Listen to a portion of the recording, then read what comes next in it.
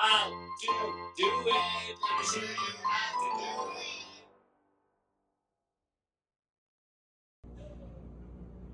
Hi guys, so in this video I'm going to be covering how to replace your breather hose.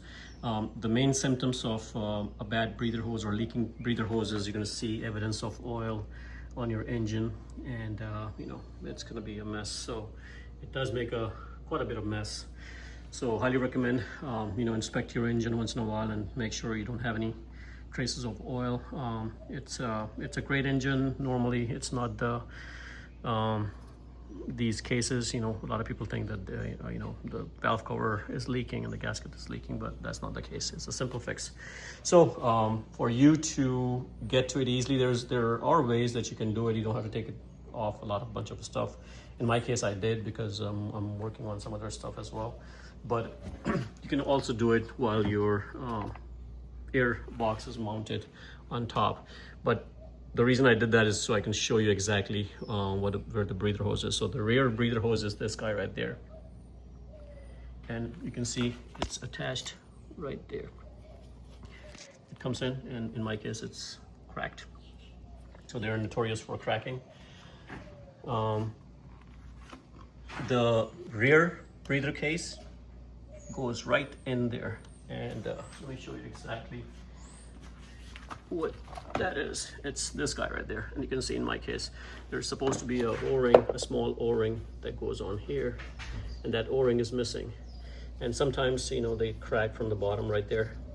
So, but if you are replacing the rear one, I recommend go ahead and replace this whole thing, you know, for the front as well, and get a new o-ring, put that on, and when you're putting the cover back on, just make sure it goes into the right hole and is seated properly, because you don't want it to be leaking.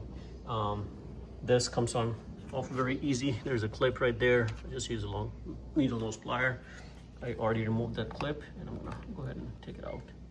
You can see it has oil. So I can put this on the side. I'm gonna have to order a new piece. So that will come over here. This and basically one connects right there and the other tube connects right there. So, you know, this is a tube that is connected to the front breather hose, and the rear one you're gonna route it from here. And that's pretty much it. So I'm just gonna go ahead and order that and put that on, but it's that simple. So hopefully this video helps you guys replacing your breather hose, and once you replace it, it's gonna make your life a hell lot easier.